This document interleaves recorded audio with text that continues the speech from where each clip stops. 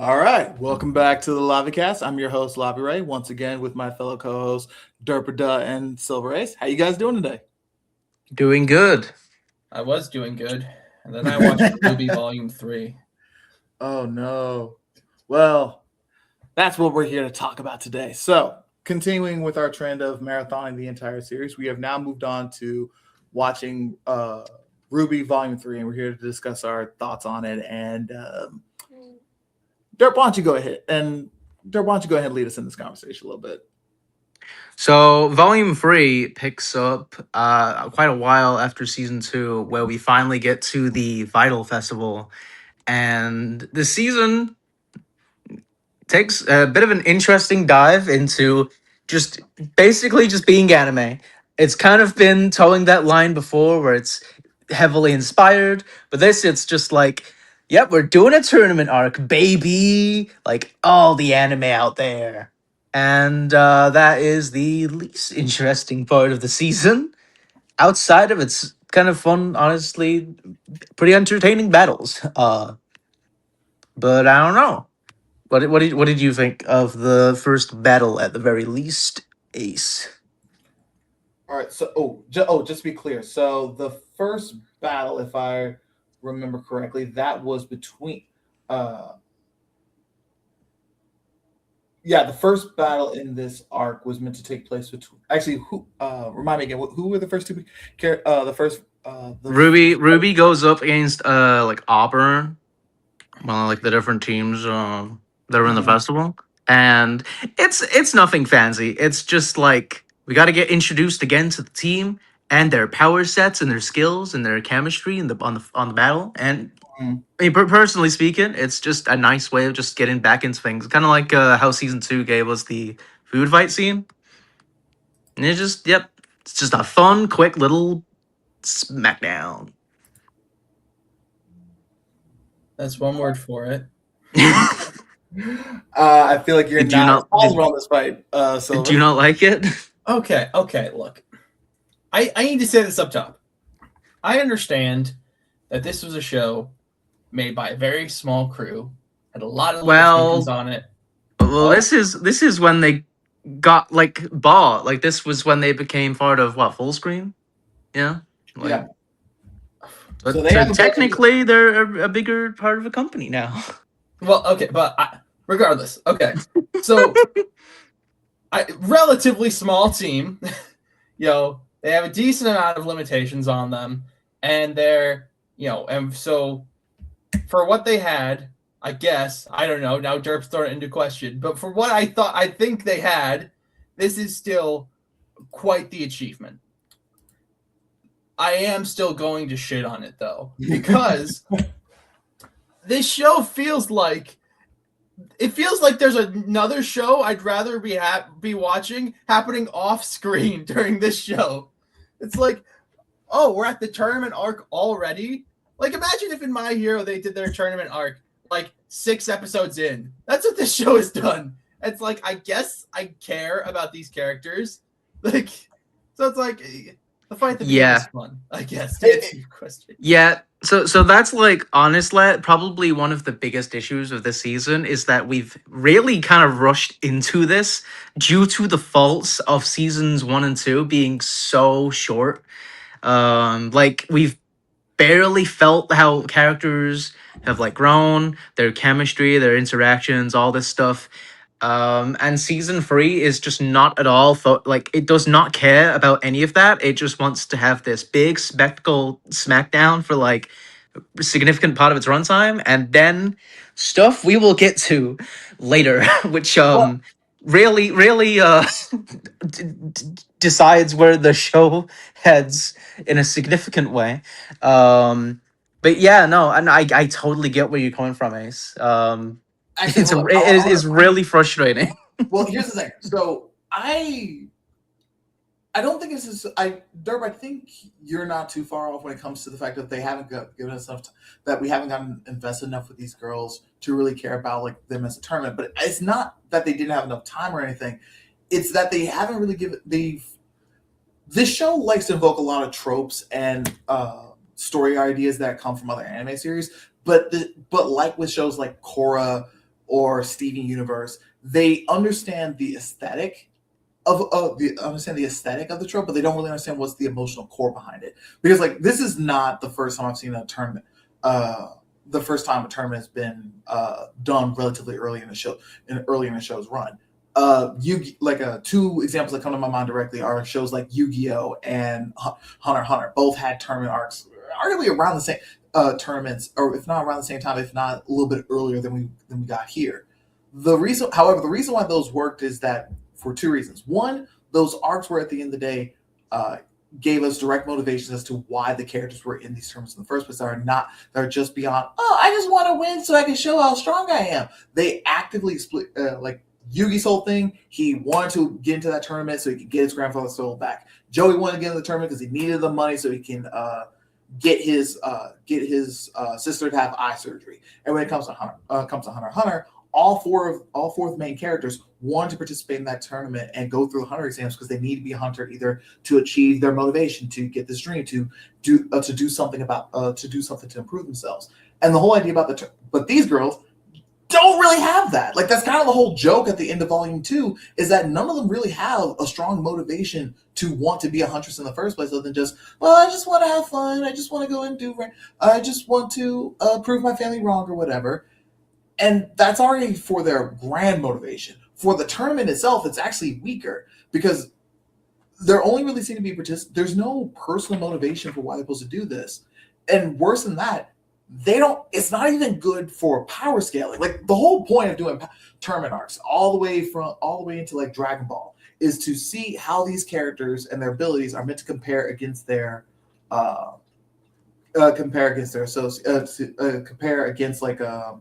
their associates in a sense. Like other people are meant to be relatively around the same experience.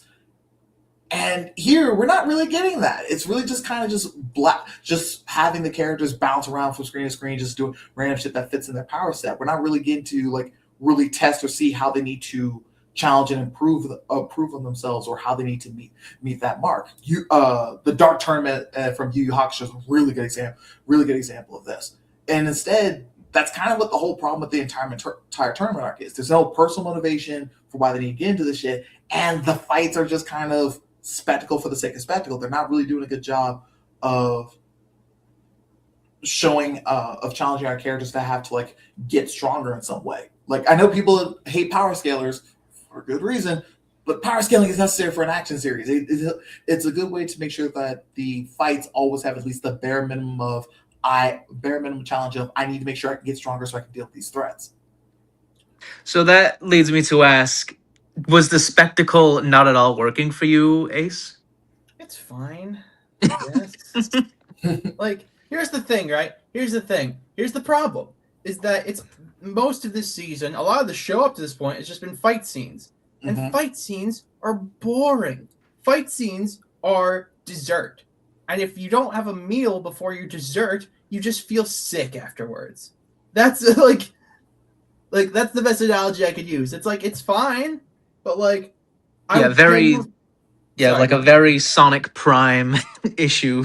Yes, going on. Well, actually, I'm gonna push back about that a little bit because I do agree that fights, if you're not doing them properly, will just be dessert, especially if they're just about flashiness. But you can make fights work if you make sure that you have the emotional elements to them. Like, hey, I need to fight this person not only because like they killed my mother or whatever, but also because like, hey, I need to figure out a way to either strategize or how I need to use my abilities, how I need to get stronger, what I need to do to try to counter this kind of stuff, make it a proper back and forth.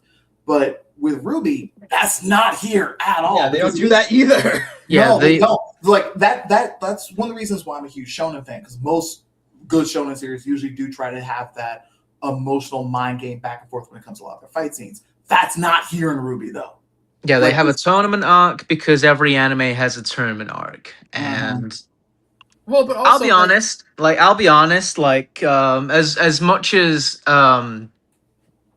I alluded to this in like the last video we discussed, but this is the season where a big thing happened within Rooster Teeth. Monty Ohm passed away.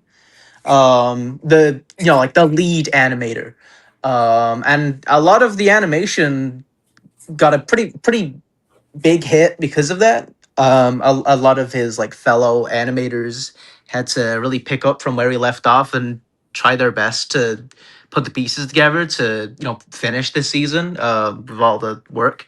And I've heard a lot of people critique the animation here, and I still think this season looks really stunning. And I really am like very entertained by basically like all the battles. Maybe like one or two I'm less on, but the spectacle worked for me.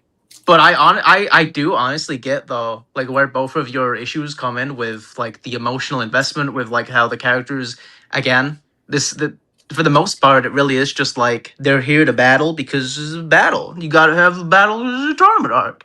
They don't really have the drive like the I want to win this to prove to the world like I'm like a powerful huntress or like I want to be the best of the best. If that's there, then it's just barely at all developed in a significant like emotional way. But I don't feel that, and I didn't feel that way to you guys, and yeah, that's fair. Also, real quick, so I don't forget, can we address the fact that isn't this volume subtitled "The Beginning of the End," and it's volume 3?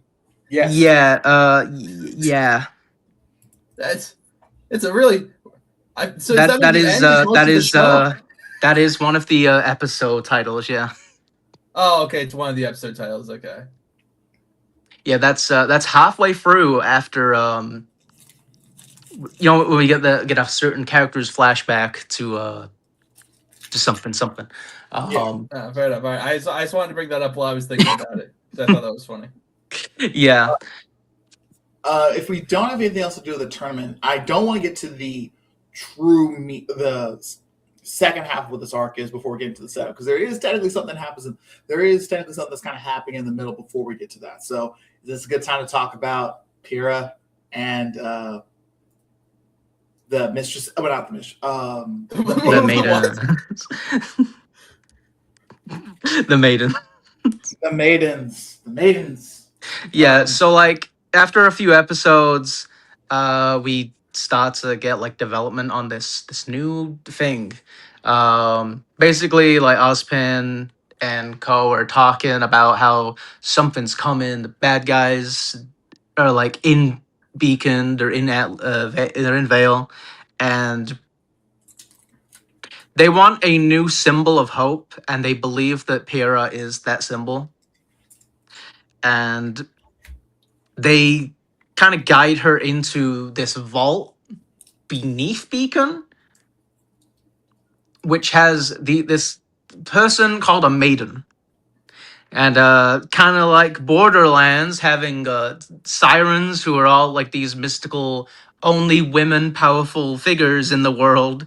Yeah, RWBY has its own equivalence of this, where there can be 4 special women with mystical, magical powers, which is magic and not semblances, even though they might as well be just with extra rules. It's just kind of dumb.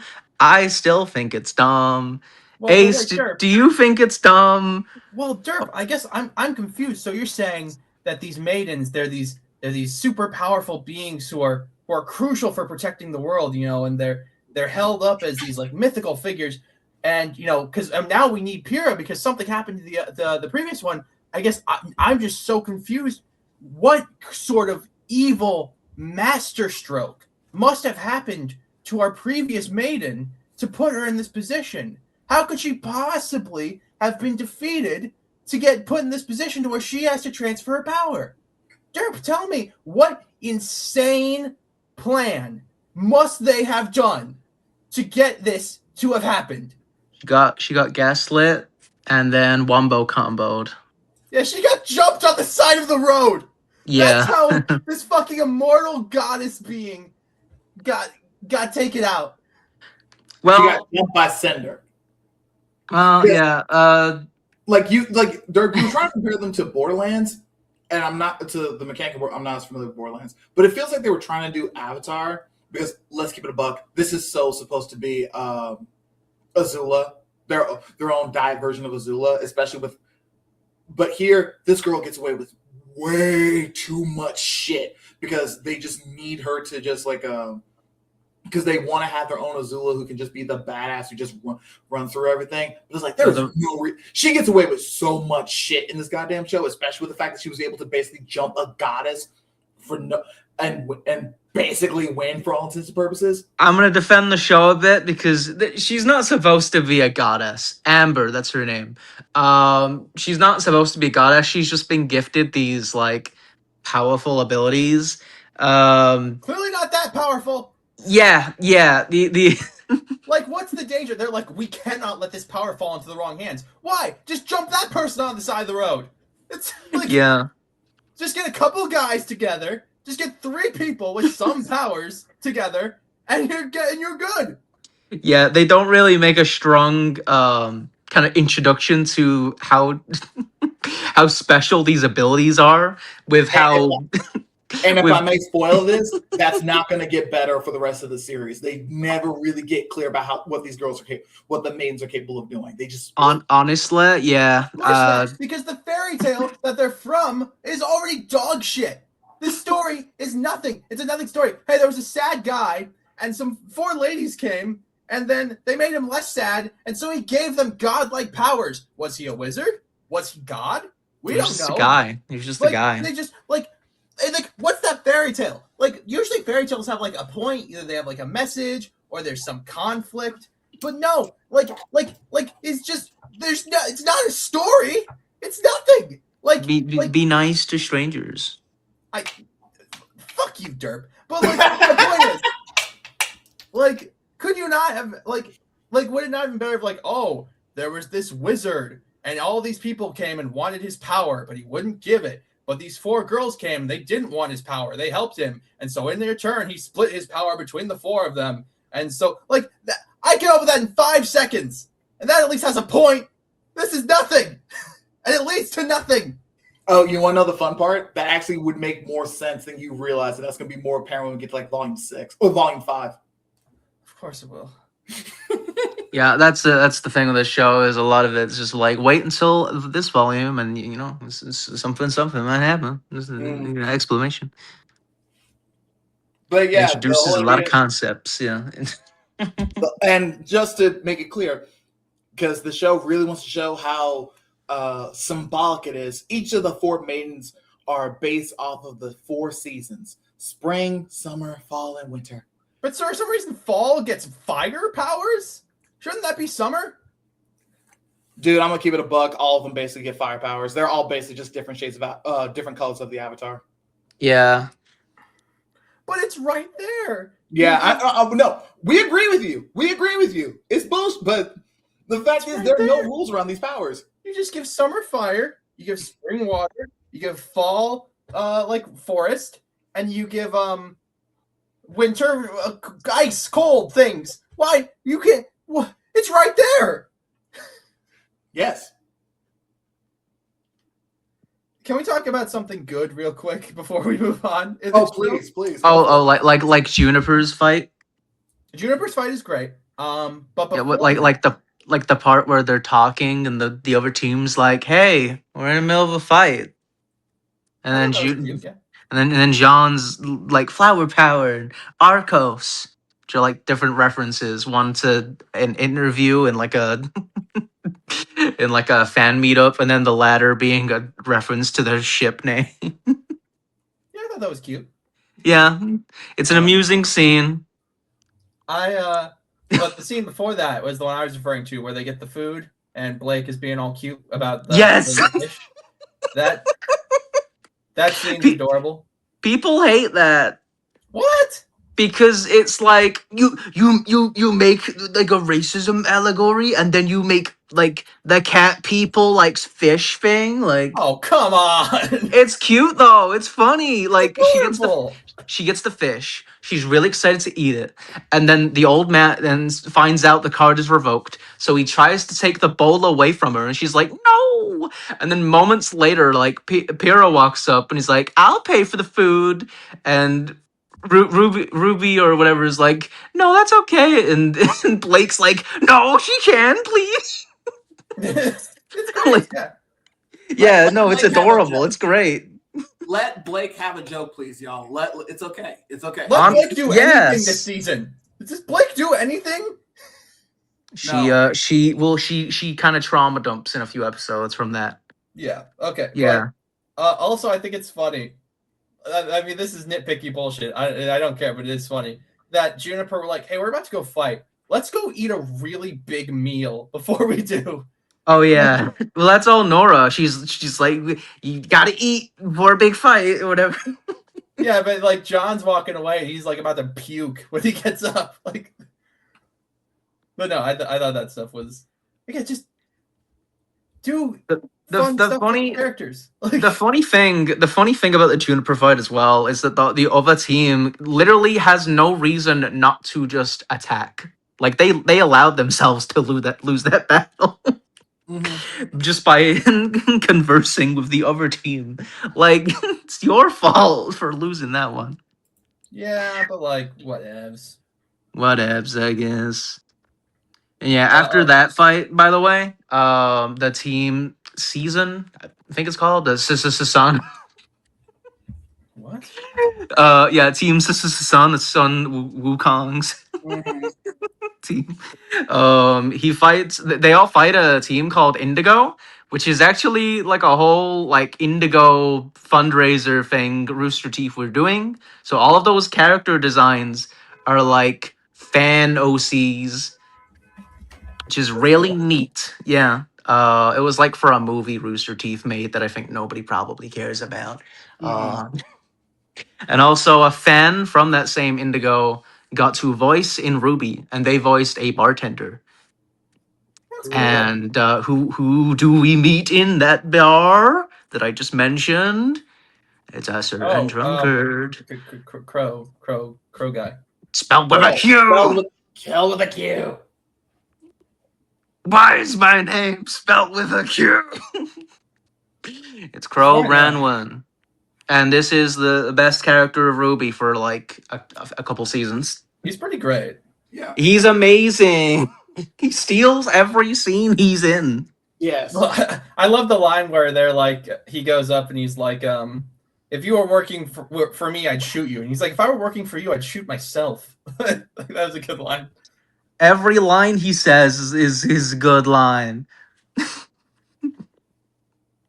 Like, I'm standing before you. So it would seem.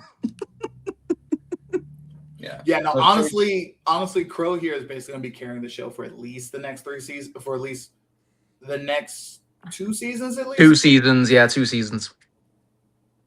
Should we talk about Winter too, or should we? Yeah, let's talk Yeah, about let's talk about Winter. Yeah, so like Doesn't do anything. Yeah, so Qrow, he's Ruby's uncle. He shows up drunk, as he always is, and at the same time, Weiss is meeting up with her big sis Winter, and Winter fights Qrow after he teases her, and one, what a fight. Two, what a woman. No, she's pretty. She's Angie. She's a big soon, kinda. And she doesn't get to do anything else. She literally gets kicked out of the big exposition room. And the only purpose she serves for the rest of the season is to just talk to Weiss and and tell her, "Hey, you can unlock a new ability on your skill tree, Weiss. That's summoning. You can do summoning now." She gets to help in Weiss's half-assed character arc, where she's like- mad at her dad, I guess. Yeah, because the glyphs already weren't versatile enough. Weiss needs to unlock the ability to summon, like in an RPG, whatever. Well, that was pretty dope, though. And like, It was cool. It was cool. It's just it's really out of nowhere.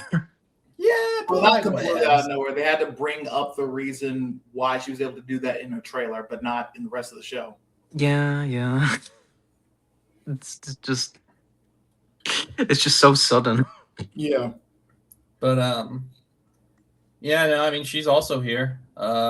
Yeah, she Alright. also exists just to add another popular ship, which is Qrow and Winter. It's probably like one of the 3 biggest hetero ships in this community. That Crow tracks. can do better. No, Qrow no, can do they're better? cute. No, they're Winter cute. can do better. I think they're cute. But no, I mean, like, I appreciate them trying to give Weiss a bit more, but again, it's one of those things where it's like, and we talked about this last time, where it's like, what is Weiss's character arc? Like, she goes from bitch in the first season to the second season, she's Racist. like, pardon? Racist bitch. Yeah, the racist bitch in the first season to the second season, her being like, my family's terrible and I want to make up for the sins of my family. And we're kind of doing the same thing here. But again, it's like I would have liked to have explored that. And again, I get they are limited in time and budget. But god damn it, I just wish the most interesting parts of this show weren't happening off screen. Like, Don't worry, Yeah, we're gonna get like- to that season. Yeah, 6. like Winter talks to Weiss, and basically the whole conflict around Weiss is she's not really been talking to her father because she doesn't like him, and her like credit card gets revoked. So Winter here is like, I was in a similar situation to you, and I'm just gonna give you some advice. Option A, go talk to daddy, go get your credit card back, and maybe you can even join up in an Atlas school like he wants you to. Or option B, stay at Beacon, leave the credit card, and be your own woman, girl. And the latter just doesn't matter because of how the season ends later. Yeah. oh. Before we jump to that, Yeah, anything else we need to cover? Okay, do we do the duo battle? Is that? Oh yeah. So the tournament has been progressing by first having each of the teams fight and their full roster, then trimming it down to a duo, and then moving it on to just a one-on-one battle. So Team RWBY ends up moving up to about the second round, where it's like a Yang and is it Weiss or Blake? Weiss. It's Weiss. Weiss. Yang and Weiss versus Cinder's team. No, it's no, Nyanka and Flint Cole. Yes. Nyanka and Flint Oh wait, Cole. no. Sorry. No, sorry. I ended up rushing too far ahead. They end up fighting against Flint, against another team, half racist stereotype in the cliche anime cat girl, which It's not a stereotype. It's a reference to the Rooster Teeth in-joke. you can do both. Unfortunately, it's both. But I would say I feel like a reference to Rooster Teeth is more likely than not to be problematic. It's a self-referential thing, I think, to like a Minecraft Let's Play they did. I It's know a reference to our awful workplace culture. Which isn't which isn't too surprising for Rooster Teeth with controversies that happened in their later years. But it's totally an in-joke, guys. Yeah. So, but then they end up advancing past that round to then. Honestly, though, I don't even want to move on. I actually go want for to it. get your thoughts. I want to get your thoughts on that fight because I apologize if it's just been a bit too long for you, Lavi. But I want to ask because I'm kind of curious where both of your thoughts might be on this. So like throughout that fight, Yang is being like pestered and teased by Nyankat, basically being called a bimbo in like several different ways, like, oh, you're too top heavy, you're bottom heavy, you're blah blah blah blah blah blah blah. And Yang is like constantly getting flustered and angry until the point where she crashes out and turns Super Saiyan again, which is another case of the flip flop in between how do her powers work. And I just want to know, how did you guys feel about that? Did you? Oh yeah. Wait, hold on. So you hated that? Like I hated this fight. I think Yang gets sexually harassed, and then they treat her like the angry woman stereotype for her being sexually harassed, and then Weiss does a big sacrifice that means nothing because it doesn't work. Yeah, those are my big problems, really. What about you, Lavi? Honestly, I have no thoughts. First, honestly, Silver kind of covered everything because one, you're right. Like why, the whole idea about like making it seem like it's wrong for her to get mad at being sexually harassed, even if it's from a woman, is weird. But even if I'm like taking that context out and just talking about the fact that she got rage bait or whatever, this is what I was talking about before. If you're going to go ahead and do a fight, if you're going to go ahead and do fights, it should be especially in a turn arc, you should be doing some kind of character work. And Yang's anger issues aren't a thing really. So it's just like this is, I guess, a thing you can make a joke out of here. It's not a good joke, but fine, whatever. But it's like it doesn't really mean anything after this, especially after this, after the fight. So it's like, why did we do this? Well, I will say this on like the other half of like the fight is that like Weiss is kind of going up against Flint, and the whole drama between them is that Flint's father like used to have a dust shop which got ran out of business because of Atlas and like competition and whatnot. So he's got like a pretty big disdain for the Schnees, vice versa with like Weiss, and he has like the whole like disdain for her, and she's like, I'm not like them, whatever.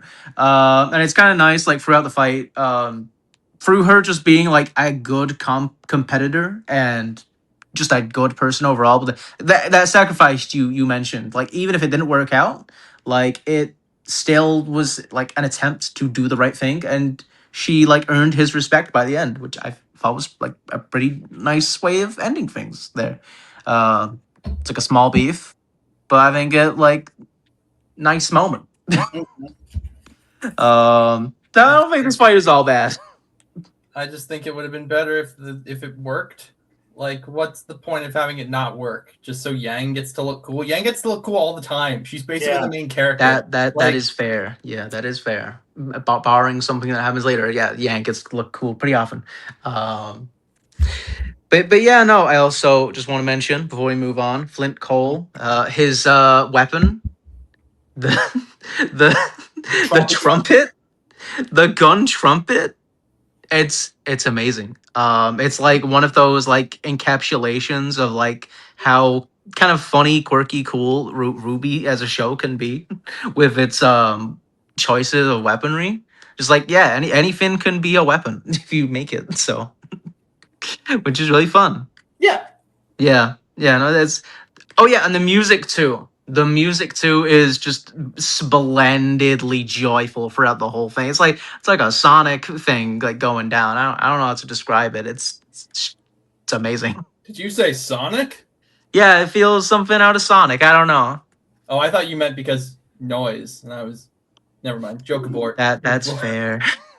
That's fair. But yeah, no. What do we want to talk about? Penny?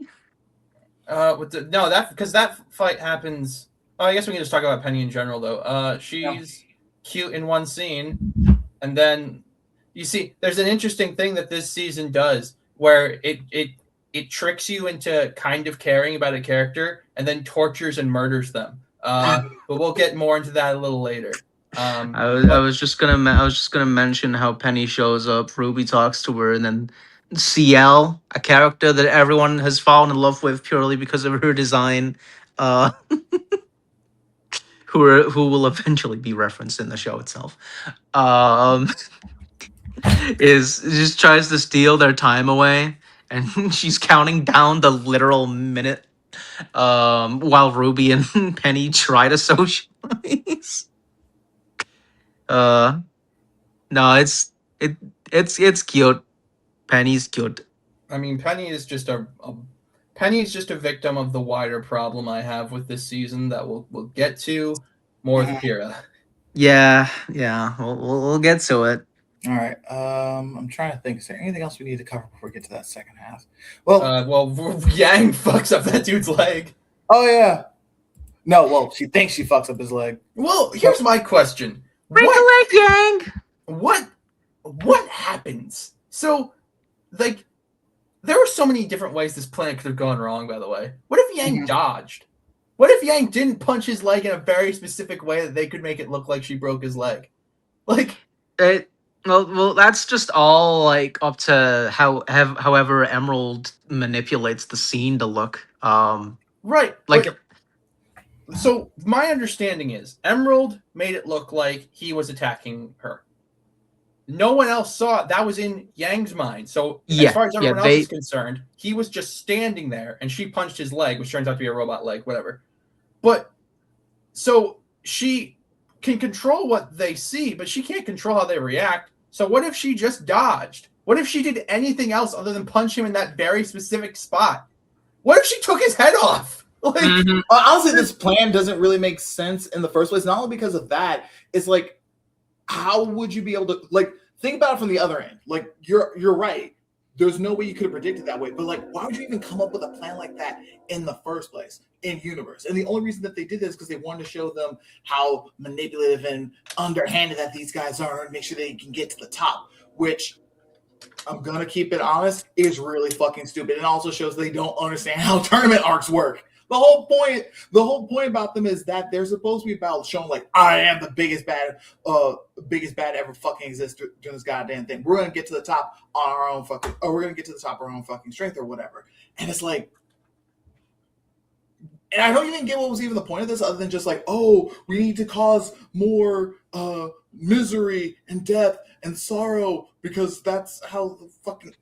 they needed Yang to lose, like disqualify, so they could have the final battle be like set in stone, for like the ultimate gaslighting. But they don't have the final fight. But they don't get to that final fight in the first place. Remember, the tournament ends. The whole tournament ends once Pyrrha and Penny end up fighting, and that's when all shit hits loose. They never even get to that second. They never even get to that final fight. Yeah, no, it's like a second. It's like a second punch. Yeah, like they. I'm trying to find the right phrase here, but like with what happens to Yang, like they give a big spook to the masses, and like what happens after is like the second big hit. I'm so confused. Wait. You guys are right. What was the point of them framing Yang? What did that accomplish? Oh, remember, it's all about how Grimm are supposed to work in this universe. The whole idea is that they're attracted to any type of negative emotions humans have. So by the whole audience seeing a teenager get injured, everyone's supposed to be like really saddened, and then seeing another robot teenager get killed, that was supposed to be like the ultimate death blow. Like that was like a 2 9/11s back to back. Oh my god. Okay, yeah, because later on she goes on the news and she's like, "Look at this fucking shit! Isn't this wild?" So, the whole speech is just her fear mongering for like a couple minutes. Yeah, it's really lame and stupid. I don't know why they didn't just like they are literally working underneath the woman who controls all the fucking Grimm. She literally could, and from here on out, the whole negativity bullshit doesn't matter anymore. It's all just gonna be about them just sicking them on people. So it's like, I don't know why we had to go through all this mess. Yeah. Well, it's meant to like sow distrust in the populace, right? No. Oh. Well, it is. They're just meant to have negative emotions. I mean, just that. Just the fact that you have this whole stadium full of sad people. That's meant to bring the Grimm. Now, I'm not even getting into the weird implications because heaven forbid there's a funeral in this universe. Like, but. Even putting that to the side, it's like that's such a weird, convoluted way to try to like get the Grimm to go on a full-on assault in this place. So it really is just about them having raw negative emotions. That's it. No other political underhandedness. Just that. We've been jumping around a lot, and I just want to kind of put a spotlight on this moment with Yang, because it's kind of a big one. So like. This show so far, volumes 1, 2, 3, like it's had the occasional bit of drama, the occasional like dark kind of story kind of implications and stuff, but this moment is really effective. It's kind of uncomfortable. Yang is literally given like the ultimate gaslight And even the world has been like gaslit through what like Emerald has done just to Yang, um through the mind trickery, and it's like it's awful. um like what happens to Yang gets taken away, and she's totally disqualified and gets taken back to her room and has the whole talk with like her team and Ironwood. And it's, it's kind of crazy to me because it's just like this is the season where the show really does take a big turn, so much so that like within the following episodes, um I looked this up. This season was like the first like one to have like a viewer discretion is advised. This episode will show shocking imagery, and if you're a young audience, you might not want to watch that. Just because of how big of a shift it takes in its tone, its like subject matter, and like yeah, it's always kind of been like a somewhat like young adult kind of like thing, but like this is the season where it really does just like kind of punch you in the gut. And it's like, okay, kid, you're in for like the long haul of like this drama, and you're just gonna have to watch this train crash and spin around into fire. You know what, And Dirk? it I will just agree with you. I think that moment is done very well because you, as an audience member, are just as confused as Yang at what the yeah, fuck just happened. yeah. This season is like it kind of reminds me of Madoka Magica in the way that it's just like, yep, that just happened and it's gonna get worse. But uh oh, sorry, go on. in regards to is it mommy? Yes, Yes, thank you. I'm like, is there at yeah, least in if it's what you're regards to that. talking. I assume you're talking about the big Yeah, moment yeah. being Madoka. Um, yeah, I mean, here's the thing. I agree with what you just said, but also it's not earned. Like Oh, we barely okay. got any of the time with it being just like a traditional fun high school anime. Like, and we're already doing the big dark pivot. Like, and I have to imagine part of this is just you had to be there. Yeah. Like, you just had to be a part of the community, and then it's like, oh well, yeah, it's been, these characters have been in high school for 2 years as far as I'm concerned, because the 2 seasons came out, and now we're in season 3, and oh god, like, whereas if you're watching it now like this, it's just like, okay, I feel like they were in high school for like 10 minutes, college or whatever this fucking place is supposed to be. No, this is supposed to be. Well, wait, no, this is I guess this is technically supposed to be college because besides RWBY, everyone here is supposed to be like 17, 18. Which is crazy Yeah. because they say RWBY's 15 in this. Yeah. Which is wild. Makes my ship a little problematic, but it's fine. We'll say Weiss skipped a grade. I digress. Don't worry about it. I mean, it's the most popular lesbian ship, dude. So if it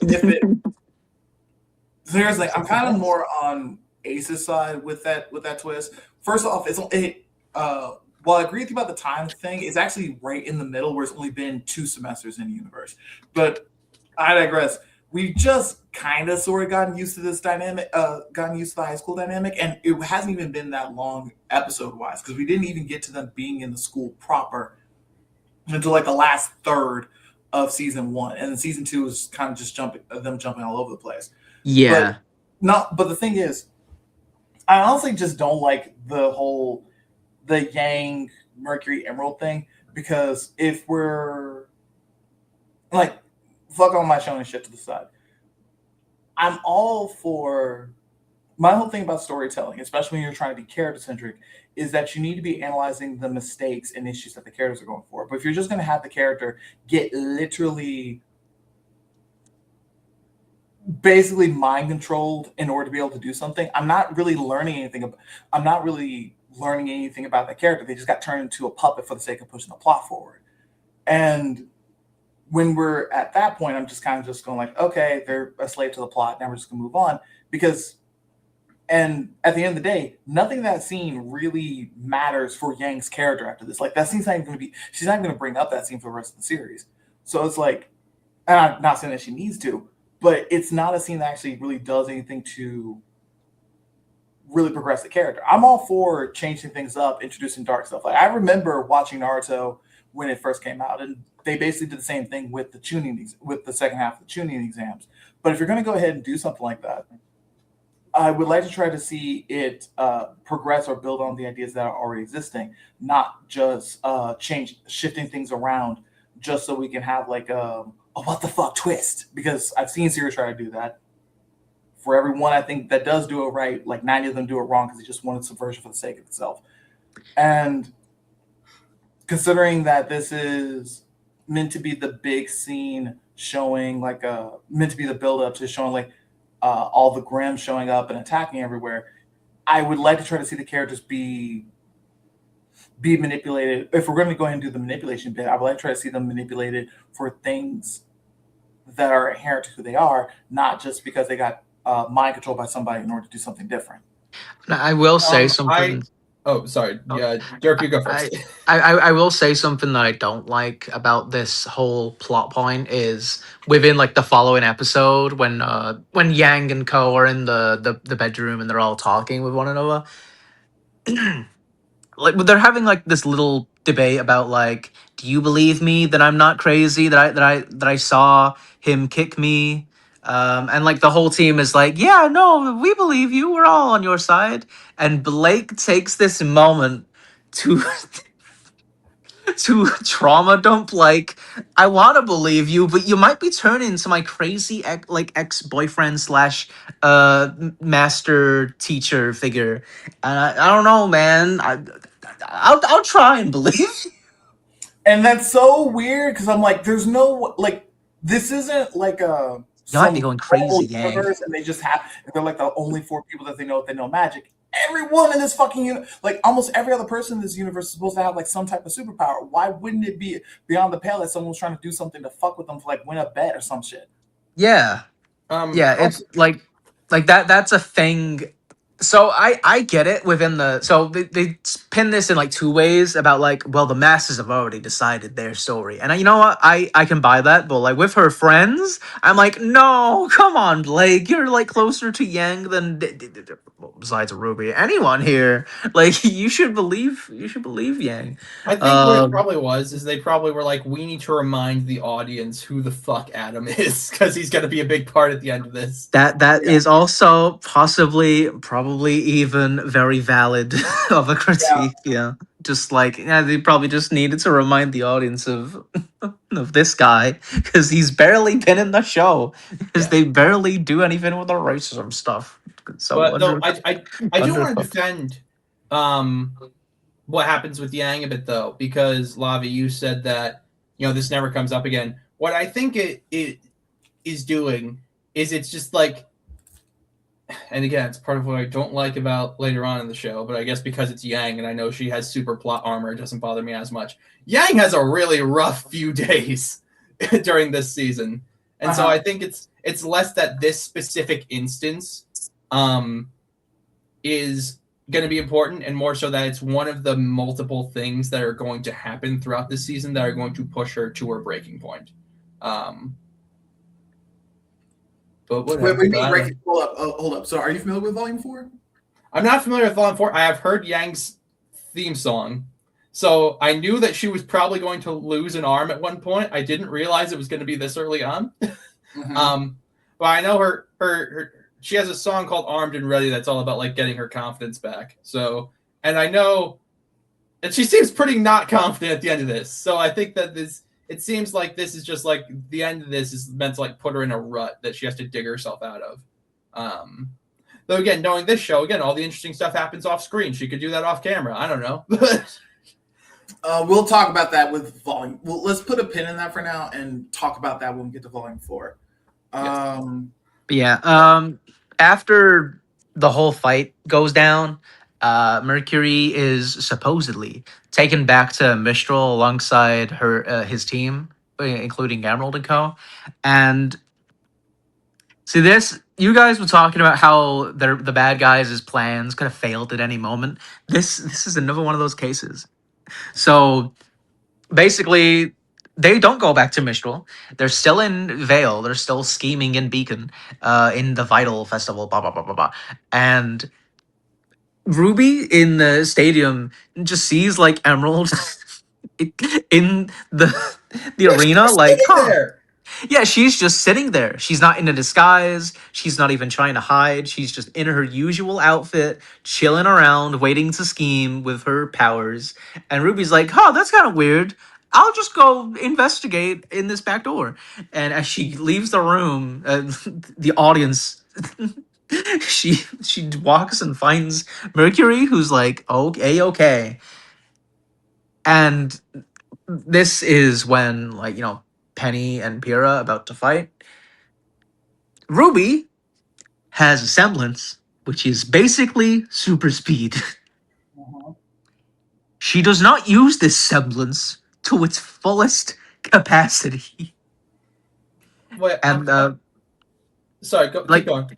like the roses, like that's Mhm. basically her like super speed.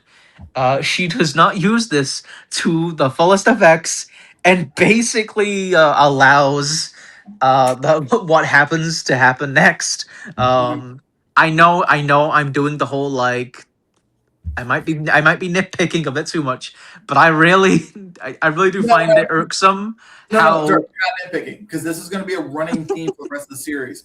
Because these, oh wait, where are they? These three, and let's be honest, pretty much all the villains here have the biggest plot armor in the entire fucking show. Because whenever they're around, the good guys have to be some shade of stupid or completely forget how their powers work in order to make sure that they can get a win. They survive the dumbest shit, especially we'll get to you season 5. And they survive yeah, I don't want to use like I don't want to cheaply critique the show like with like underhanded like, oh, they should have done this one the thing, but like genuinely the scene frustrates me that Ruby could probably get to Penny and Pyrrha or cause some kind of commotion in a number of ways, and just fumbles on all of them, yes. allowing herself to be stalled by Mercury in this like encounter, and Well, I guess yeah, it really bothers me. if we're nitpicking, I guess I'll nitpick some more. She really should have said something to Pyrrha, whatever, Pyrrha. Pyrrha, before the fight. Because she knew that both Penny and Pyrrha were finalists. She probably should have been like, "Hey, Pyrrha, can you come here for a second? Look, so no one else knows this, but Penny's a robot. So if you could please not use your magnet powers on her, that'd be great. Okay, thanks." Like she, you know. Yeah, it was a possibility from the start that fight. She wanted to keep it secret. She didn't know how everyone would react to it. Well, good job, Ruby. Now your friend's dead. So. And she also kept Pyrrha's secret. So I guess both of her friends' secrets died with Ruby. But I will say, Pyrrha didn't really try to keep her ability a secret. She kind of openly shows her magnetism. Like she straight up like takes the spear like several meters away. Like she ain't even trying to hide them. Yeah. High stress moment. Blah blah blah blah blah. Excuses, whatever. yeah. But yeah, that scene between Pyrrha and Penny, saddening. Yeah. Leads to Penny getting cut in half or in thirds, I guess. As she gets sliced and diced. We need to talk about this. Before that scene, Pyrrha and Jaune have a heart-to-heart where Pyrrha's like, I don't know what to do and what my destiny is. And John's like, hey, shit, baby. Like, just talk to me. And then she fucking, like, force blasts him into a wall so hard that it dents the wall. And he's somehow not dead. Like, it's just like, I like the whole time all I can think is because like Sharon's away and he goes like, Pyrrha, come back. And all I can think is like, Pyrrha, come back. I need someone to take me to the hospital. I gotta remind you, everyone in the show, well, everyone should, and he's included, have aura, which is their armor. Mercury's unquote. leg didn't. It got Well- a normal punch, and it fucking went flat as far as everyone was concerned. Remember, he wanted that to happen so they could, Yeah. Yes, he wanted that to happen, but shouldn't everyone else not find that weird then? That his Yes. leg reacted like a normal leg getting punched? Yes. Somebody should have been fired for that blunder. Should have, but yeah, anyway, after back to Penny, It's actually really annoying. We talked about this before with like volume 2 and 1 in our last discussion. But like Pyrrha in the show, every time the spotlight has been like even near her radius, it comes back to Jaune in some way. And in this season, when she finally gets the spotlight for herself, it's leading to her demise. Oh, we'll get to that. Which is so frustrating. I'm building my power level right now for when we get to that scene. Right. So let's anyway, what happens next in this shitty fucking show? There's this one. Well, after that, that's when all shit heads loose. And all the Grimm show up. Yeah, Penny dies. Penny dies. Cinder fearmongers for like 10 minutes. Like, oh, Atlas is bad. Ozpin dumb. The everyone failed to protect the town that like last week, even though it was saved in about half an hour. You guys, oh. Don't trust anyone. The world is coming to an end. Bye. And nobody's like, that's kind of weird that someone popped on the radio to do that. Should we trust them? just everyone just gets fear-mongered, and all the Grimm come in, and all hell breaks loose. And this is funny to me because all of this happens within the Vital Festival, within the territory of Huntsman. Like, this should be the moment where most people are just like, oh shit, Grimm, everybody pull your weapons out. No, it's just only the important characters get their weapons up, and all of the civilians and over students or whatever just like run. Just like this should be easy to fight. Like, this is their home turf more or less. But no. Somehow like the Grimm, which are again are like trash mobs more or less, are actually wreaking havoc. Mm-hmm. It was a big bird. There was a big bird, and Pyrrha nearly got eaten by it if it wasn't for the RWBY and Co. or whatever. Yeah, if only RWBY could have been that fast the next time. Yeah. Only she had semblance or whatever, like super speed. No, too bad she doesn't have that. Oh, but don't forget who also ends up showing up. It's not just the. Okay, actually, no. Before we move on, like I don't know what to get to, but this is like the whole Battle of Beacon, and a lot happens. There's just people screaming and running for fear, and including Grimm are everywhere. The teacher's kicking ass, which I thought was really cool. The two of them back to back. Oobleck and Peter, the guy with the like trumpet gun or whatever. They show up and they give a cool like one-liner like, I hope one day history you'll be able to tell it. Don't die, kids. Stay safe. It's a very cool line. I just butchered it like there, right there. Yeah, the kids are given like an option by like Ironwood moments later, like, you can go home and be safe, or you can do your goddamn jobs. Which one do you pick? He doesn't say it exactly like that. Oh yeah, no, I I will judge you if you run. Yeah, the community would probably say over. It would have been really funny if they just had like a random background character, just like remember Captain Boomerang in the bad Suicide Squad movie where he's you're free to go, and he just like bails. It would have been funny if one of the students Slipknot, yeah, just took the man that can climb anything. No, in the bar scene where Rick Flag like breaks things, like you're free to go, and then Captain Boomerang just like gets up and leaves. It's like the one good part of that movie. I do not remember that. Anyway, it would have been funny. Then again, I have erased David Ayer's Suicide Squad from my memory. It's a bad movie. It would have been funny. It's a terrible movie. One of the students just like dropped their weapons and just like ran. Yep, no, screw this. I'm out. Yeah. Like, not a named character, just like background rando number 3, if they had done that. Yeah, it's really funny. Like within this whole chaos, there's actually just a scene where you might even not even notice it at first because you kind of have to like look out for it a little bit. But like, yeah, no, Blake and Weiss are just having a casual conversation as literal people and Grimm are just running around them. They're like, "We gotta find the others. What are we gonna do?" Or whatever. Well, you know. Just a little casual conversation on what the plan is. But yeah, all hell breaks loose. A lot of stuff just starts to happen, and of those things, oh my gosh, you guys, Adam. Oh, yeah. He's He was back. he was hired. He was hired by Cinder and Co. in a flashback, and he didn't want to join them. You know why? Because he respects Faunus, and he's like, I don't want to join you humans with your human cause, because I'm all pro Faunus and stuff. But yeah, no, he got guilt tripped. You know, like, oh, we'll kill more of you Faunus if you don't join us. So he had to join him, and now he's making a mess in Beacon. And oh my gosh, Blake sees him. And we get the big confrontation. Do you want to talk about it, Ace? That's what the fuck. I don't know. I want someone else to talk about it first, because I'll talk about it more.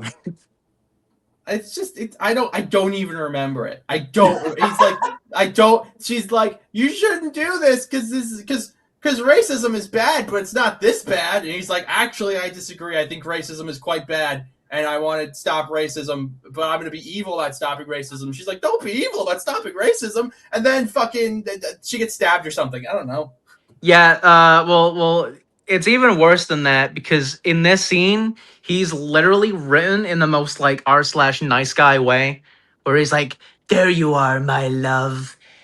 Where have you been all this time? I finally found you, darling."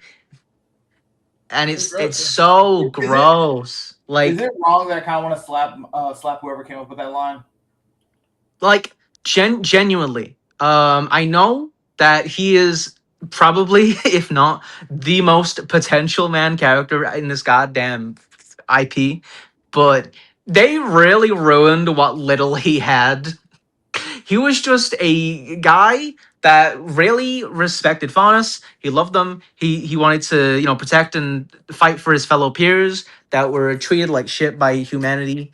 And he would go to the lengths of whatever was necessary for his cause. Was he like a morally good character? Hell no. But he had like understandable motivations and desires. But this scene spits on everything. And it just adds this stain that I don't know why. I think I have a theory, but I don't want to talk about the theory until later. But like they didn't need to do this. There was no reason to do this. They already had a pretty good like character, and they add this. They lean into this aspect that never needed to be leaned into, where they take their relationship and really spin it into like this like bad ex thing, and they make them all, if the world can't have you, I mean, if I can't have you, no one can. And again, he like stabs Blake, as you just said. And more than that, in the following scenes, Yang walks in the room, and she's angry, justifiably. She goes to defend Blake, and he slices at Yang and takes her arm off. We can talk about this in a moment, a little bit more in depth. But following this scene, Blake takes Yang, and as she's about to go, Adam tries to kill Blake. Like, again, just like no respect. He's just turned like full possessive creep and tries to kill a fellow Faunus because he's just some bitter ex now. Well, this is I hate it. I hate it so much. This is every villain that like might have a point. in every media, where it's like, oh wait, we have to make sure people know he's the bad guy. How do we do that? Just have him do some random evil shit. Like, I mean, the Marvel movies are littered with this. Like, hey, I feel like this terrorist organization in Cap and Winter Soldier might have a good point. Let's just have her ignite several innocent people. Like, it's like this. I feel like this is just standard. Like, he can't be right because he's evil. Like, yeah, you're not too wrong about that. Yeah, it's just unfortunate that they had to take this. Again, not the most deep character, but just add something to him that just negatively affects him. Like there's nothing positive about this. mm-hmm. And that's Adam. He shows up just to have a cool scene earlier on, and now he's ruined. I'm gonna just be straight with you, Ace. It's only down from here with his character. And Yang has been disarmed. Oh. See what you did there. See what you did there. So yeah, Yang is out of commission after that. Blake is sorry. She will run moments after that apology. I'm sorry. Bye. It wasn't just her. We also had what's his face? Who else showed up? There was a big cool fight where all of the OCs and the different characters show up and they're like, we'll do our part too. And Velvet, the bunny rabbit that everyone loves, she shows up and she's like, I've been taking pictures of everyone's weapons and here's my super weapon. And she basically has this big fan service scene for the audience where it's like, oh my gosh, she's doing the pose that RWBY did with Crescent Rose, and oh my god, she's doing the thing with the thing.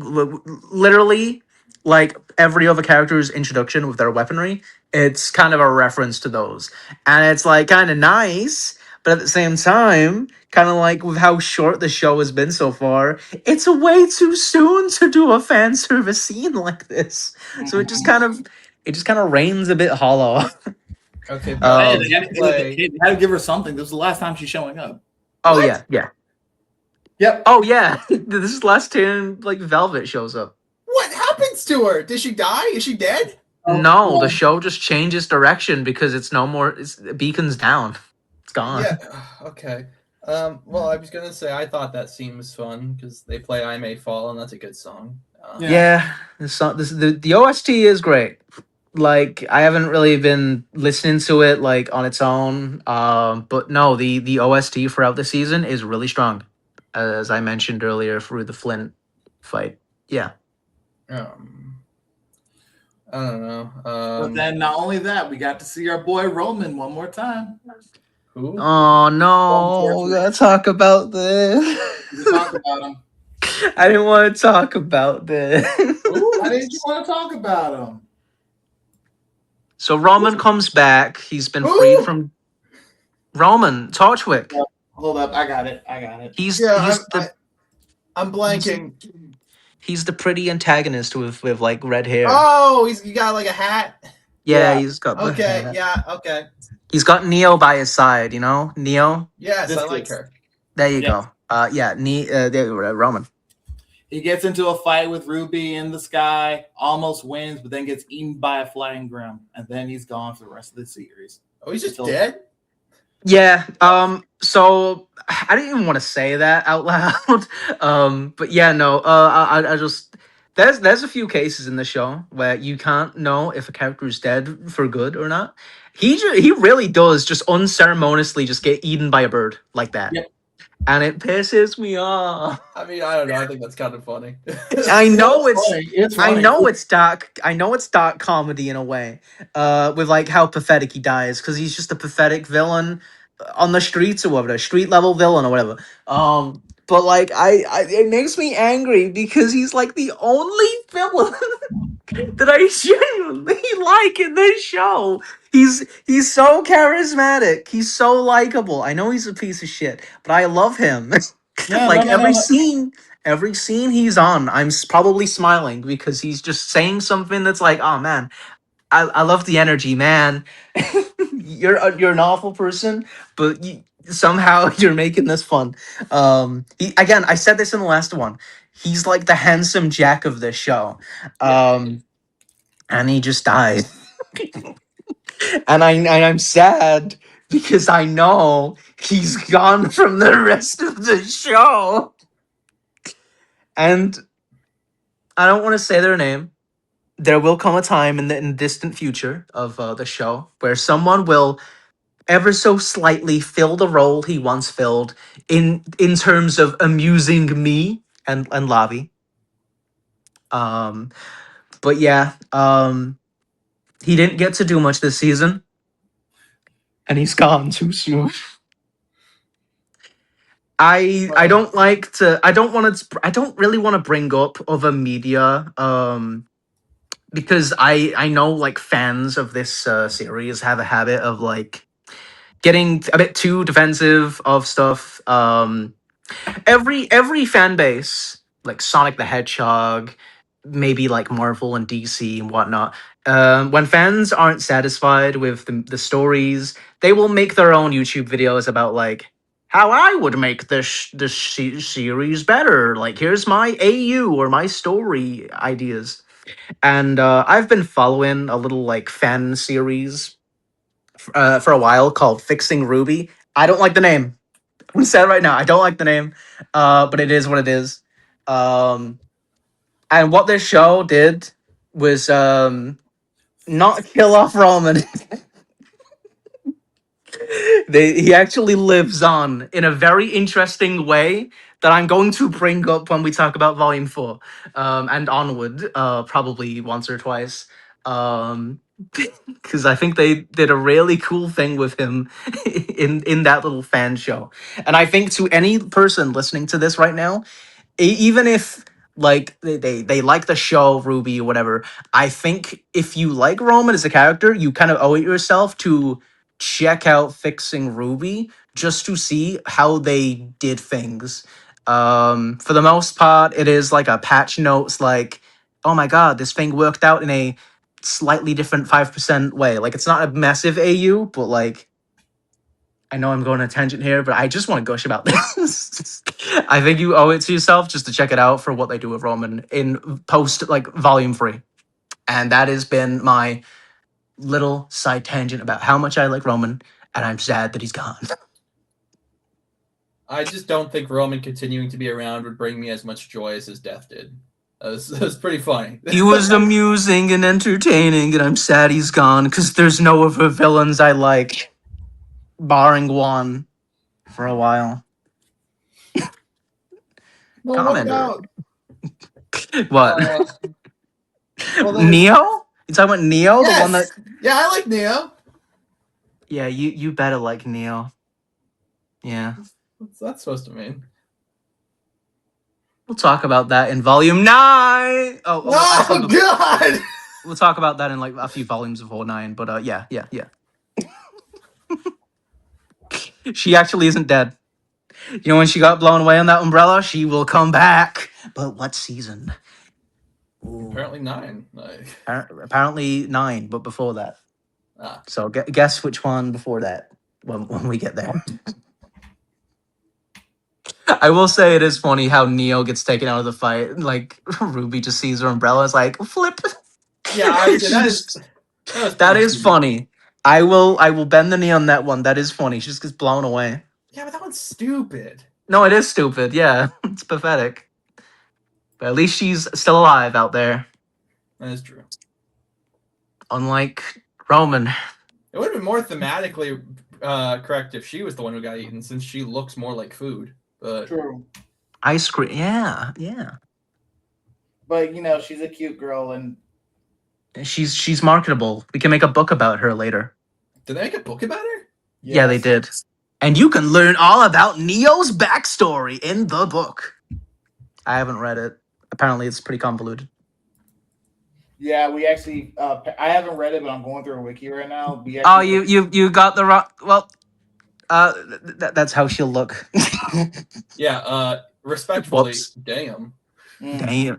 That is fair. I can't deny that is a damn. But, Oh, sorry. This is too early. I apologize. This is too. This is too early to see this design. I apologize. Here we go. This is better. There are very few designs where I'm like, damn, I don't know which one I like better. Ashamedly. Oh no, this design's definitely better,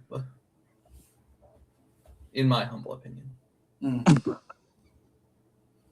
No, I retract my statement. This one's better. Yes. Mm. Derp. But are we at it yet? Do we want to talk? Yeah. Do we want to talk about Pyrrha and Jaune? No, Pyrrha before and we talk Jaune. about Pyrrha, I gotta talk about Ruby's reaction to Yang losing her arm. Because Ruby walks up. Her sister has been dismembered.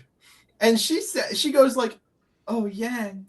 Like, that's what you say when, like, your sister's boyfriend or girlfriend breaks up with them.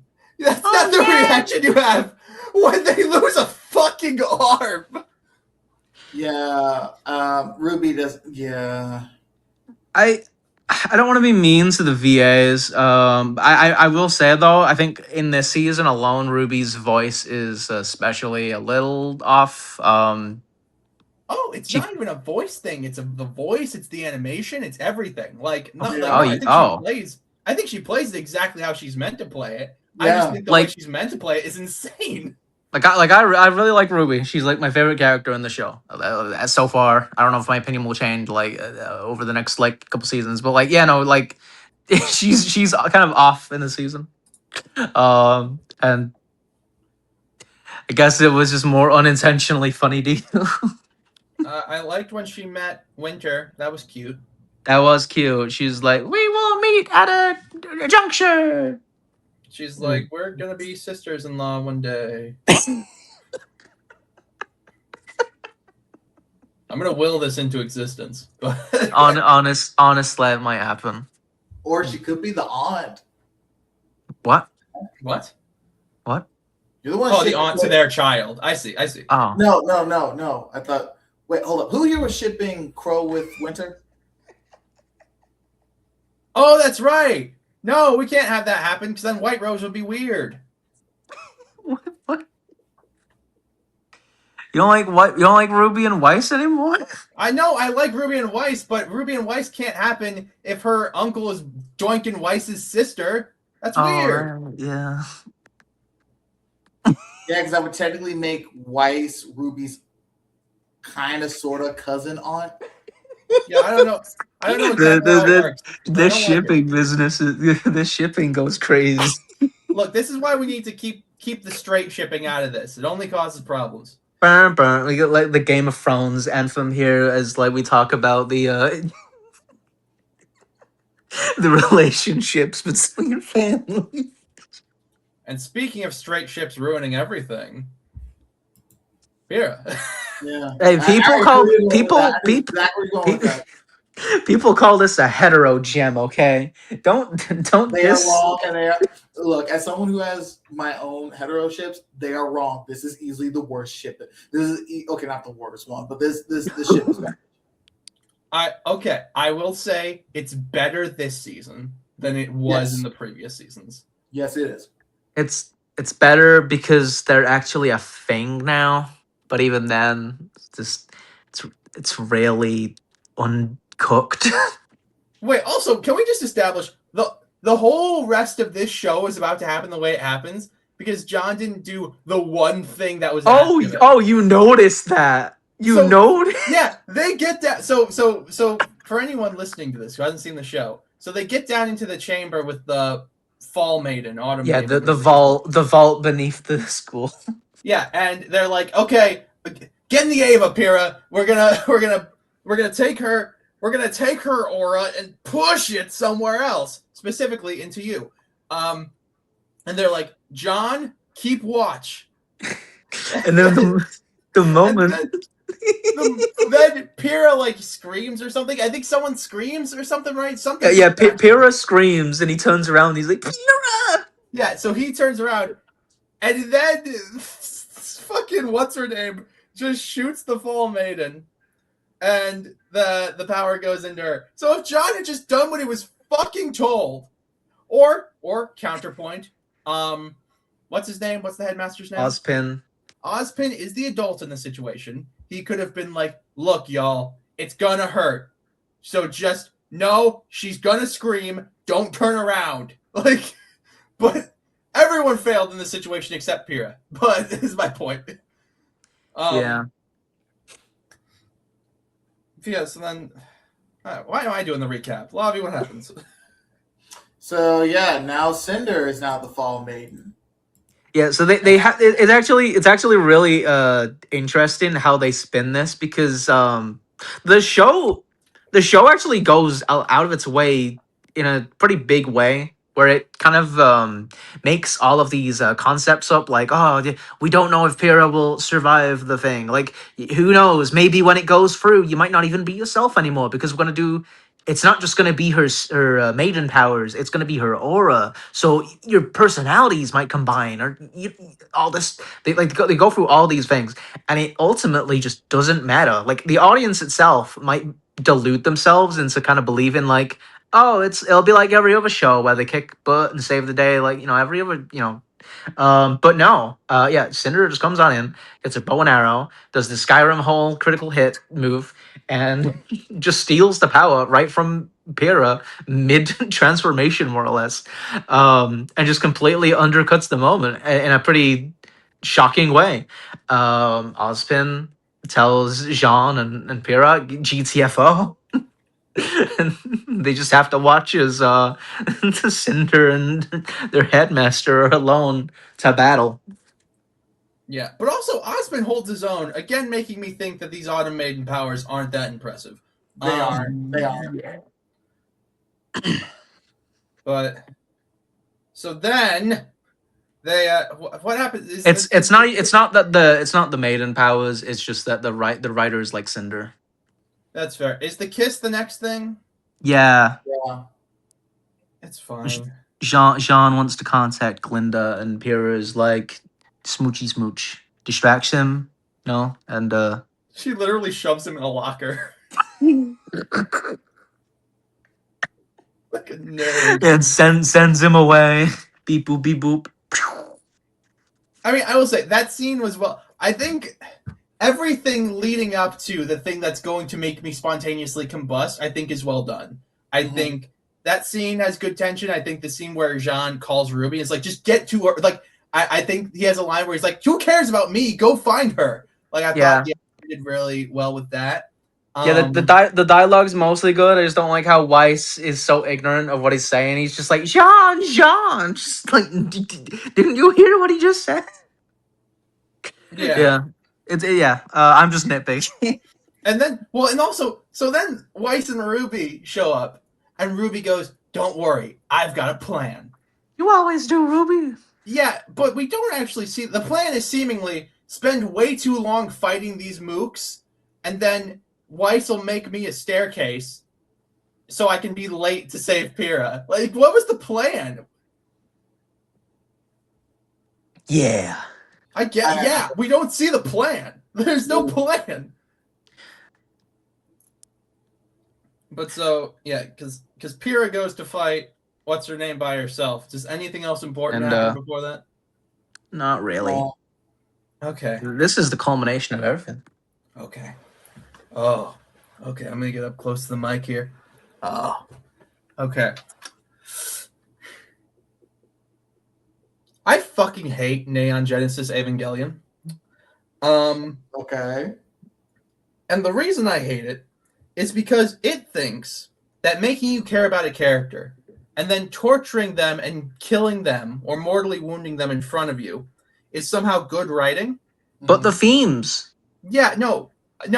It's just mean and lazy. It's a trick, and it's a trick that I am tired of having forced upon me in media that wants to pretend it's more than it is. Preach. Pardon? Preach. Yeah. And so why do I bring this up? I bring this up because most of this show, I don't give a fuck about anyone. I don't give a fuck about any of these characters. I don't really care about them. I think they're cute and fun, and that's basically the extent of it. We start to give Pyrrha a story. She has this big responsibility that's being thrust upon her. and she has to decide, what am I going to do with this? And so finally, we have an interesting character in this. Finally, something is happening. Finally, I give a shit, right? And so then we decide to, again, torture this character, have her destiny robbed from her, have her go and try and do the right thing, and then kill her. And now, here's the thing. Is her death permanent? I don't know. I don't really care. Oh, she is. Oh, great. Okay. Well, then Qrow himself told RWBY, yeah, she's dead, kid. Well, okay, fair enough then. I was gonna say, even if it's not permanent, that's just them undoing a mistake. But my point is, and this same thing applies to Penny too. It's like they're like, oh, she goes like, oh, I'm so excited to be here and to go to Beacon, and I have this plan so that way they can let me stay in school. Dead. Like, and again, this is here's the thing. Part of this is just me being a softy snowflake, and I accept that. Part of this is just like, you know what? I want the characters I like to be happy. But I think there's another part of it that's like, no, don't waste my fucking time getting me invested just to break the action figure in front of me. That's not anything. Because now we're going into season 4, and there are 0 characters I care about. Whereas we had 1, and then she died. You just also. I'm sorry, Lavi. Did you have something to say? Oh no. Well, the short answer is I'm just backing up everything here. It's not just you about being a softy snowflake. Like a reviewer a while ago who explicitly was talking about NGE, by the way, said that good shows ultimately end up having the pit and the ladder, establishing massive conflicts. Usually something that's meant to good one. Usually the best ones are the ones that tie into something that people deal with in some way, usually if not directly, if not at least a metaphor for some type of issues that we end up dealing with. And then the latter is meant to be the themes about what you're supposed to do in order to get out of it. What are the ideas and ideas that you're pushing for? Like always be willing to chase their dreams no matter how people laugh at them. Always willing, like never give up if when things get rough, blah, blah, blah, that kind of shit. These kind of shows, and you see this a lot with shows with animated shows that really want to pretend like they're for adults and deep and mature and shit, where they just pile on the trauma, the tragedy, the bad stuff, but never really come up with a theme. Never really say, okay, what do we gain from this? What is the idea that we're supposed to get out of this other than just going, shit is bad? And RWBY does that. So it's not bad for you to be pointing that out, because this is going to, spoilers, and we can talk about this more as the series progresses, this is going to be a running theme for the rest of the show. Whereas like we're just going to try to pile on as much bad shit as possible, especially when it doesn't make any fucking sense, but never really have anything that's meant to give you any type of theme or try to actually have any type of like anything to balance it out properly. And even when they do end up trying to give them wins, is usually just for the sake of, okay, we need to give the good guys a win here. Like this is the reason why I'm not a big fan of Cinder and her group all getting this win here, because it's not really about trying to challenge about like any of the main characters on like how weak they are, how much they need to like step up in order to deal with some stuff. It's not about them really understanding the depths of what the villains are genuinely capable of, because honestly everything they did to get to this point was really kind of fucking bullshit. It's just we need to have a bunch of tragedy and sorry stuff happen in the first place.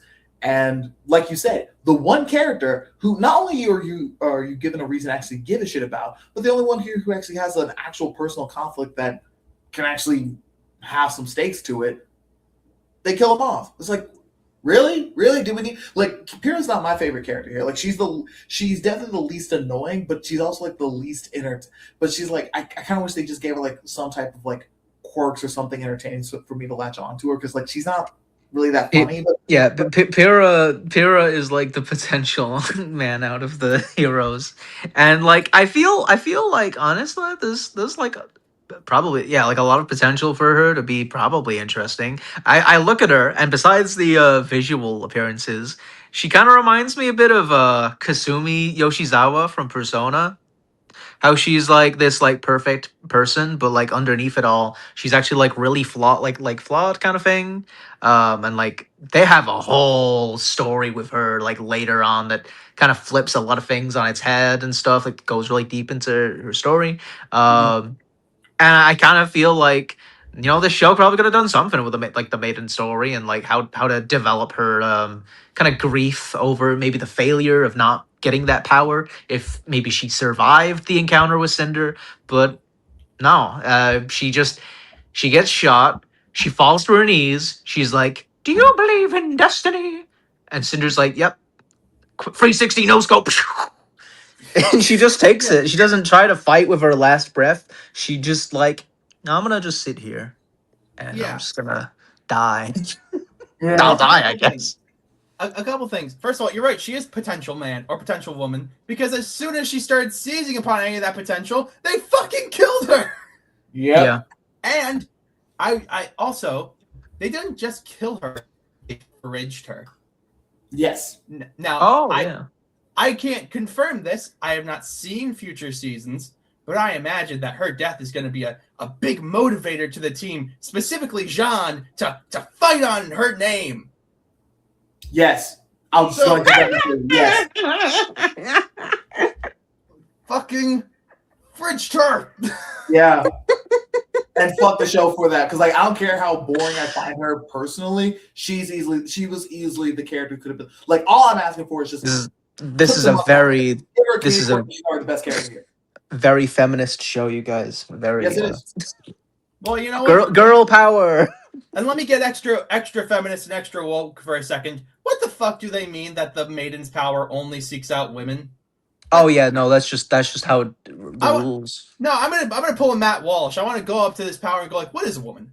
Like, what do you mean? Yeah, what if there's trans? Okay, here's the thing. I'm gonna be a little fair here. They are not as tight with the definition as you may think, but it's still bullshit. Like I've always thought I've always had the theory that at some point during the show they're just gonna have all four of the powers end up with the girls at some point.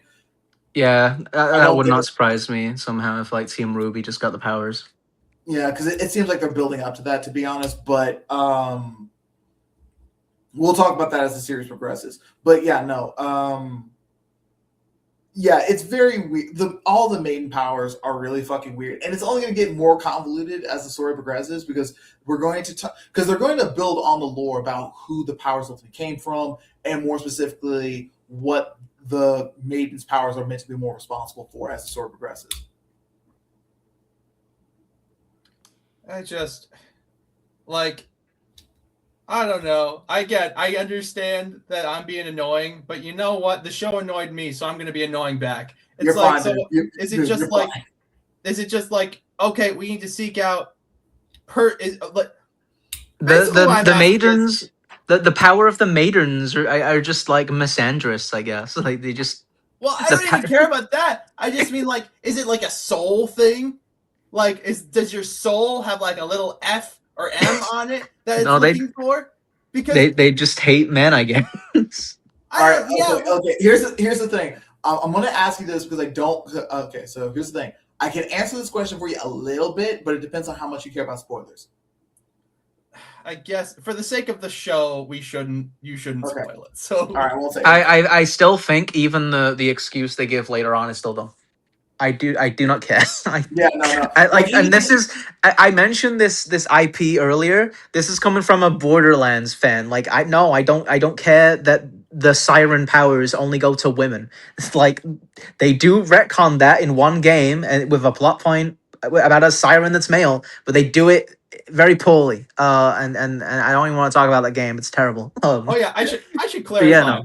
I don't like the concept of gender specific abilities. I think it's just dumb. I think it's dumb. I'm very much in the camp of I think only like male hedgehogs getting the chance to go super is fucking stupid. Yes, like Sonic the Hedgehog. Yes, thank you. Yeah, like Silver. When you're talking about like even with the quote unquote exemption I'm talking about, it's barely an exemption, and I'm still agreeing with you're not being annoying here. You're completely correct. This is stupid. Like everything. Like honestly, the show would have been better off without the maidens.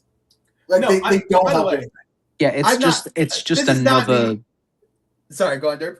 Oh yeah, I'm just saying what like Lavi was saying. Like it's just another magical wacky concept on top of an extensive list of wacky magical concepts that will only get more convoluted later with other MacGuffins and gizmos. But yeah, no. Again, I'm not this is not me saying why don't we get more men in this show with cool powers? We That's we absolutely have not what I'm saying. I'm just we saying, have enough of Jaune. yeah, again, it's like, what do you mean woman? Like is my thing. Like is my question. Like at a purely like I don't know. It's confusing and stupid. It's fine. It's fine. Don't worry, dude. Don't really, seriously, don't worry about it. Don't worry about it. I completely agree with you. Because like that is a genuine problem with the show. Like we've made a couple of references to Jelly Apocalypse video that basically mentions the fact that there are so many different mechanics in this. Like you have dust, you have semblances. We're going to introduce actual magic at some point. We have the Maidens, and we have a bunch of other stuff that's going to be introduced later. And not only do none of these mechanics ever get developed past, they exist unless you feel like going ahead and reading into like the spin-off and extended material, which no one World of Remnant. Yeah, I don't even know if I mentioned it in the last call. Ace. There's a whole spin-off show called World of Remnant, which is literally homework. I'm not joking. Like it literally exists to give you exposition on stuff that the show is too busy not explaining. They made a spin-off. I'm not joking. No, he's not. And the thing is, it's so weird because it's like it's not like they don't have time to do that shit where they can actually throw how the mechanics work into the show. Like everything, like without getting into spoilers, there's going to be load times for them to do load times or easily like actual like a story beat moments where they could have actually put stuff in to make it clear about how these mechanics work. But instead, they just don't. There's no reason World of Remnant should exist. They made another show. And still didn't. Okay, you know what? I'm gonna fix RWBY right now. That stupid fucking show. Oh no. That stupid fucking show that Derp talked about. Do it. Get that shit out of here. Okay, Derp, you've seen Symphogear, right? Yes, I have. Okay, have you seen the OVAs? I saw a few of them. They were fun. Yeah. Okay. So, Lavi, have you ever seen Symphogear? No, but go off, man. Go off. I'll catch up. So for you, Lavi, and for the audience who doesn't know, so Symphogear is a magical girl show. This whole thing doesn't really matter. The premise does not really matter. What does matter is that for each season they released a series of OVAs. And what these OVAs are they're just little adventures of the girls like kind of fucking around and having fun in between seasons. That would have really helped here. Actually. Well, they do that here. They technically do that here. Oh, yeah. Why are we watching that? It's called RWBY Chibi. Because yeah. Very relevant. It's just a bunch of random vignettes of the characters as chibis just doing random comedic bullshit. Yeah, Yes. it's all the characters with like a Funko Pop Nendoroid kind of big head, little body style. It's not canon. Oh, It's not canon. It's very much a spin-off. They have a lot of meta jokes, a lot of like fan base gags and stuff. I'll give you this. It's actually pretty fun. As like a newcomer, as an old head, I don't like it anymore. Especially because I know a significant amount of the episodes they made for that show are actually stolen from fan comics, which was kind of an icky vibe. Oh yeah, they stole like fan comics and just turned those into episodes. Which is a yikes. But like a significant amount of the like Pyrrha's alive, and Pyrrha gets to have more wacky adventures, and you get to see some silly combinations of characters interacting. Like Cinder and Co. Like Team Rocket. They're not even like super evil, like be bad guys. It's just a very slice of lifey, silly, fun show. But that is kind of like what you're asking for in a sense. Like, damn, I wish I had more interactions with these characters before shit hits the fan. Well, there's this. Now to get very technical, there is like other media. There's like manga stuff. there's a whole other anime called Ice Queendom, which I'm gonna just tell you straight up. RWBY Ice Queendom. I don't even know if we're gonna talk about this or not, but it's basically, what if you took RWBY and made a Persona 5 Palace, and gave that to Weiss, and just set a whole season of like during volume 2 in that palace. That sounds Like awesome. We should definitely talk about that. What? That sounds it's insane. it's actually kind of neat. I'm not gonna lie. I don't love it. I think it kind of drags at points, but it's interesting. But yeah, there is supplemental material out there, but it's I don't know. It doesn't. Some people say like it does its job. For me, I'm still in the camp of damn. I wish we had just more time in volume 1 and 2 and so forth with these characters before things just get bad. Yeah. Some people Sorry. some people say there's too much Beacon in the show.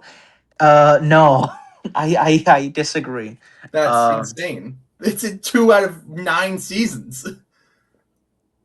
But I guess my point is, if I'm fixing RWBY, take all the money they spent on that other shit and make my idea of the cute stuff in between that takes place in between seasons. That's the show I want to see.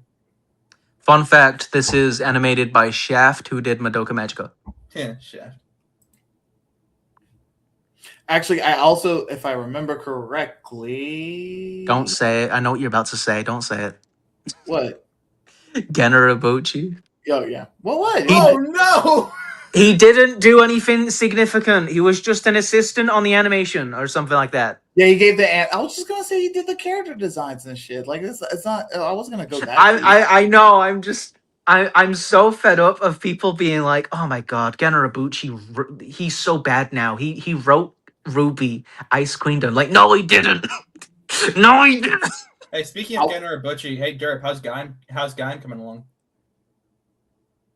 I don't know if I'm gonna finish it. I don't know if I'm gonna finish it. I looked at the tab and I saw that there was like actually 15 episodes left, and I'm like, you know what, I'm done. There's no way there were 15. Okay, audience, for context, Derpaduh, this man right here started Kamen Rider Gaim like 5 years ago. Two years ago. What? 2, 3? I've lost count. It was 3 years ago. It was 3 years ago. No, it was 3 years ago because I recommended him to watch it because he kept talking about like I love Gin so much. I love Gin, but it was like, hey, he did a Kamen Rider. It's like, okay, I'll watch it. He started 3 years. Now, here's the thing. I'm for you roasting him. You can continue to roast him, but you can roast me. I kind of am in the same boat because the thing is, I tried watching Kamen Rider Gaim, not Gaim, Geats. And we both have the same problem of like, it's great. It's a lot of fun. It is so much. It's like it's overwhelming a little bit where you have to keep track of like every fucking episode, like alliances change, the whole every 5 episodes, like the complete premise and status quo end up getting over from it's just a lot. It's a lot. It was a lot, dude.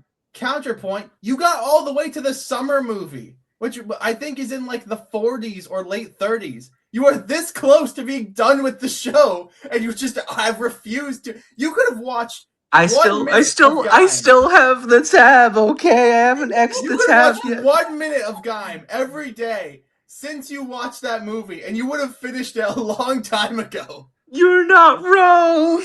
Okay, again, I'm in the same boat. I'm like 7 episodes away from being done with Geats, and I still haven't gone back to it yet. Maybe I'll get around to it someday. I just don't know when. Do you even remember any of the characters' names? No. You don't remember my acorn prince? I don't know. I just know the fruits. Okay. There was a gay stereotype in there somewhere. I know that. I have the acorn lock seed in my hands right now. I keep it on my desk at all times. It doesn't have any batteries in it, so I can't do the thing. But that's cool. That's really cool, man. He's in the top left. He's my favorite. Why are we talking about Kamen Rider Gaim? God, this show fucking sucks. We were talking about Generabuchi, and then we were talking about the show he worked on. You shifted over to Gaim real quick, but I digress. Let's get back to this. So yeah, they killed Pyrrha off in the lamest way fucking possible. And then of What you course, say? then RWBY ends up seeing this, and now she awakens her super anime sad powers that wipes out all the Grim and does a lot of damage to Cinder for reasons. And then the day is kind of saved, I guess. Yeah. How do you feel about that, Ace? When that happened? I was so numb at that point. They had already killed Pyrrha. My fucks to give had run out. It was just like, sure, whatever. I was surprised that the silver eyes thing came back. Yeah. Silver eyes. Remember that in episode 1 where the old man was like, "You have silver eyes," and proceeded never to bring anything up about it. I mean, it came back sooner than I expected, which is I expected it to never come back. So Well, I hope you continue with that, because we're still not gonna learn anything about it for a while. What? Yeah. Make a whole big deal at the end of this where they're like, "Oh, your silver eyes mean that you're the best hunters ever." They don't. Yeah. I hope you wait a while, because we're still gonna have to wait on that one.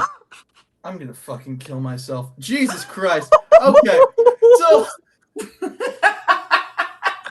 Oh my god.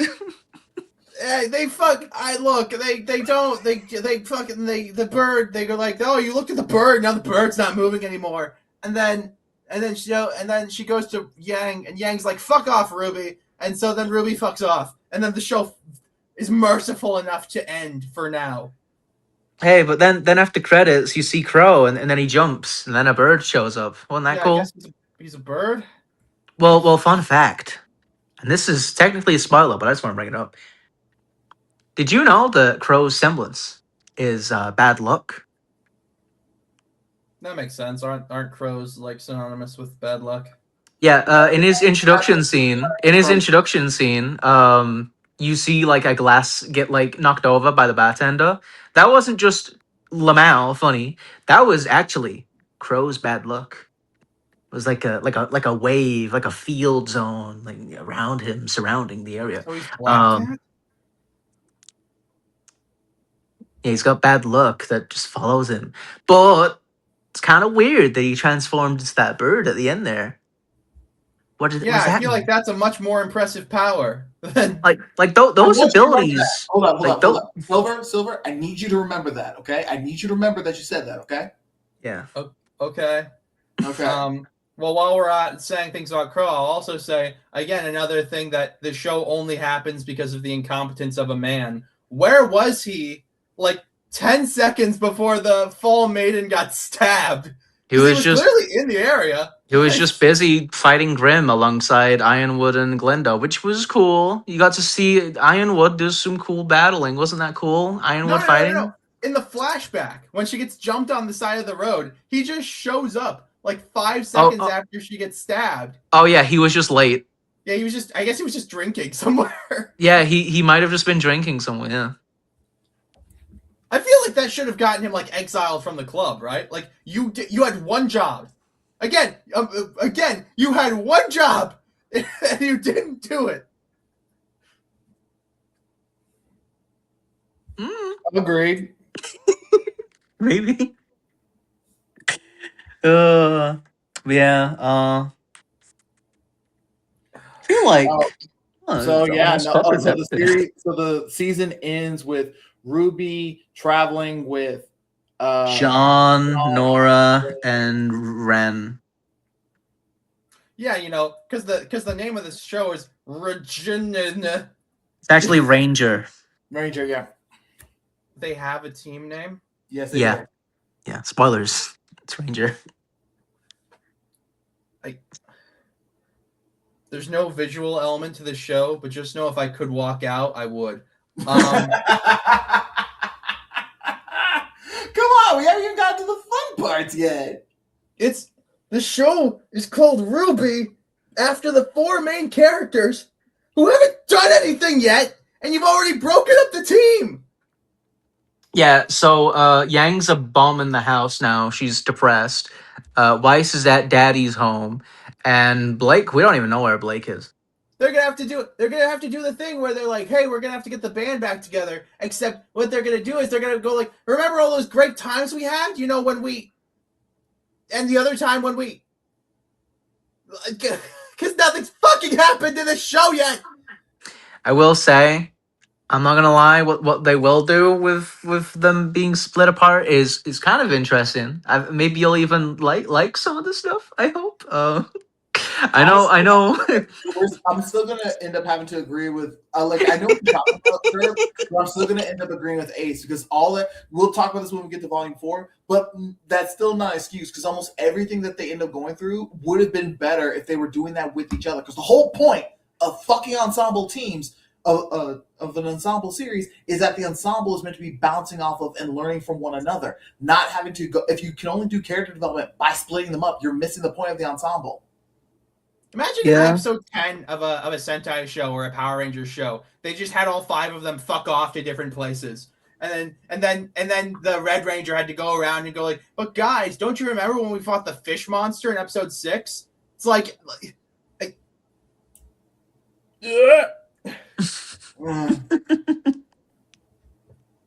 But that's the thing. At least he would have wins in that situation because you're right. We're at season 3 right now, and the girls haven't really done anything yet. Like the ending of season 1, Blake, Weiss, and Yang had nothing to do with that. RWBY was barely involved. That was more a penny than anything else. The end of season 2, they basically only made things worse. Even the show points that out.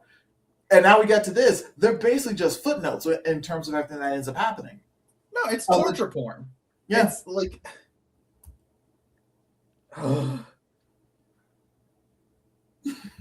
Are we at final thoughts yet? I want to go home. We're at final thoughts. Let's go. It sucks.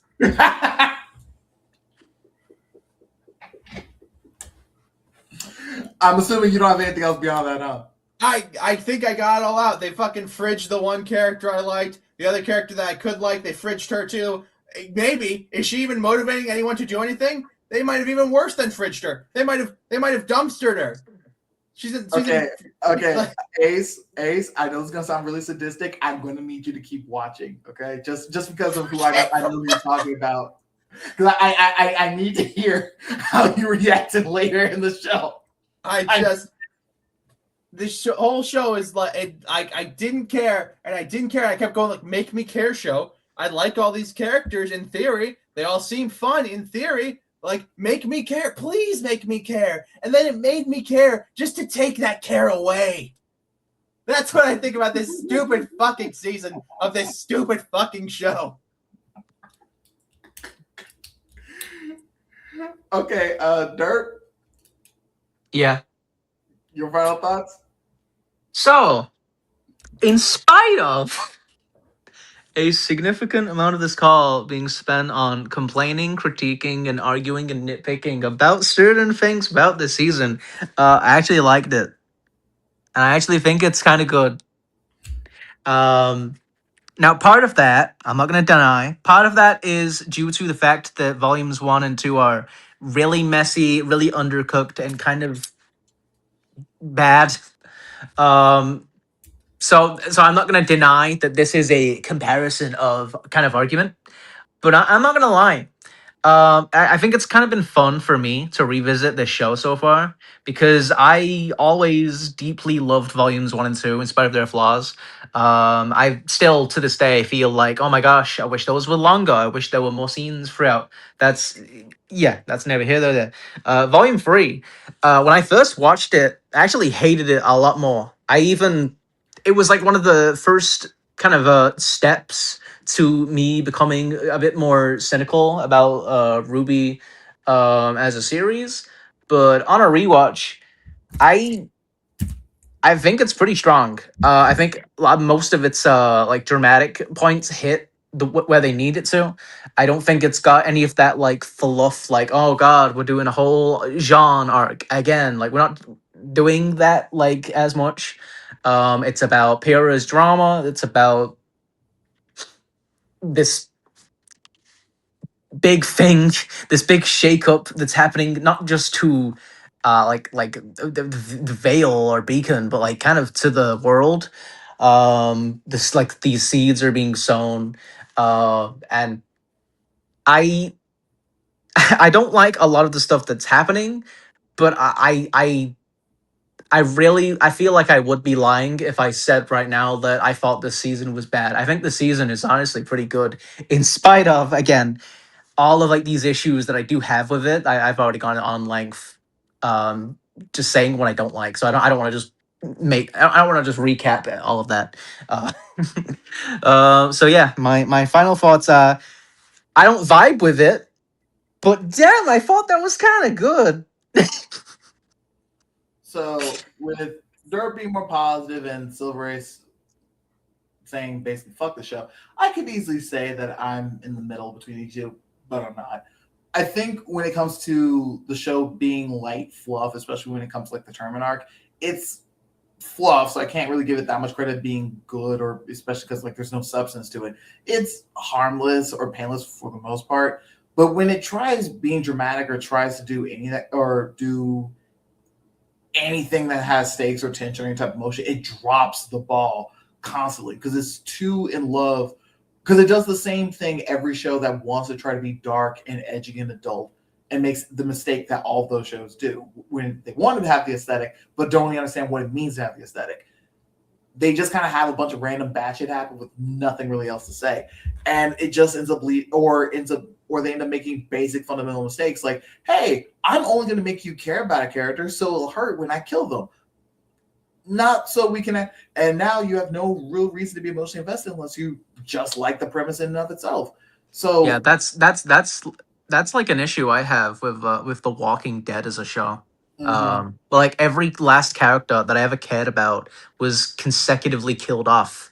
And I just kind of when they eventually killed off Glenn, spoilers, don't know if you guys heard about that. When they eventually killed him off, yeah, I was just like, what's left for me to continue watching this? And there was no reason because I didn't give a crap about Rick or any of the other remaining characters, so I just dropped it. So I kind of like, yeah, I kind of get where you're kind of coming from there, Lavi. Yeah, so exactly. And like even with what so like what you were talking about before with Pyrrha, the second they started trying to like give her like a whole conflict, I was watching, I don't know if I said this when I was watching this with Derp or with someone else, but when I was watching, I was like, oh, you were so dying. You were like, I could Well, already tell. it's a funny thing about Pyrrha's name. Fun fact about Pyrrha's name, Ace. She's actually a walking red flag. Like, Yeah. death flag, actually. What's Her name means like Pyrrhic victory, which is like a victory only by like no, a victory that's so bad that it might as well be a loss. Like That doesn't like even her make sense because there's no victory when it's just a loss unless we're gonna reveal in the next season that like Pyrrha fucking I don't know like what could you even do? Put a small needle inside of Cinder that's slowly making its way to her heart, and it'll get there one day. Like, there's no victory. That doesn't make any sense. Well, unfortunately, Silver, you're not too far off. You're just with the wrong character, but your point still stands. Fucking kidding me. I'm telling you right now, Cinder has the worst plot, has like the most plot armor I have ever seen on a character before. But there will be a scene, Ace, where you're gonna say, "Oh, she's dead," but you're gonna remember everything we've said today. And when you see that scene, you're gonna think, "Hold up, what?" How does she get out of that? No. And once you think, okay, there's no way she could do that a second time. She's gonna do that. She's gonna do that again. And it's just like, no, you are not shown in here. You are not a shonen hero. You don't get to pull bullshit like this. What the fuck is this? The writer likes her, bro. It's not just like, okay, thematic spoilers for the series overall. The series only has like one central villain group. Oh, we saw her at the end there. Yeah. We saw her. We even talked. We even what a good show would do, which is have these guys be a villain group for a couple seasons, kill them off, and then move on to someone else. No, we're going to keep these guys around for the entire fucking series and keep giving them wins that they never fucking own. Or worse, spend more time showing the good guys getting pissy with each other because we're more interested in having drama than actually trying to have a point. Anyway, I digress. I don't want to get too much into that. When it comes to this season in particular, I would definitely say this is the start of all the problems that RWBY is going to have from here on out. It ebbs and flows depending on the volumes, but this is where we take the kind of rough around the edges, trying to be anime-esque show that it was in the first season, and go, okay, now we're going to try to be an adult, but an adult in a way that a 14, but only in the aesthetic sense, and not really in the terms of actually trying to have any type of character work or any type of substance to their stories in the first place. And like you said, Silver, this season was just kind of torture porn, especially by the time we get to the last part, where it's just like, let's try to make our characters go through as much crap as possible just for the sake of itself. And honestly, I was just kind of left numb by the end of it, or just sardonically laughing. But we can see how everything goes in Volume 4. All right. Any other thoughts or any other notes? I have nothing left. I'm a broken shell of a human. I don't even got anything else. I think I'm all good. Okay, so we'll go ahead and wrap it up here. Thank you guys so much for showing up. Would you like to tell the audience where they can find you? You can find me at Derpaduh on Twitter and also on YouTube at Derpaduh. I don't have anything to plug. I just want to mention Helldivers 2, great game. You should play it. I know it's very random, but it's a great game. You should play that. Ace, where can they find you? They can find me on Twitter at TheSilverAce01, on Blue Sky at TheSilverAce01, and my YouTube channel, TheSilverAce01, where me and our friend Ian, do a podcast called Sonic Comic Chaos. We just released a special 20th anniversary episode celebrating Sonic 06 and how much I love it because Ian just played it. So we can, if that sounds interesting to you, then you can go listen to that. Sorry, I kind of hijacked this at a point with my No. It's very fair. It's very fair. But yeah, so if you want more of that, you can go check out Sonic Comic Chaos. But that's all from me. All right. Links for everybody will be in the description. Thank you guys so much for showing up. And hopefully we can continue this going in with RWBY Volume 4. But thank you guys for listening, and I look forward to seeing you guys in the next one. Feel free to like, comment, subscribe. See y'all. Yeah. Bye.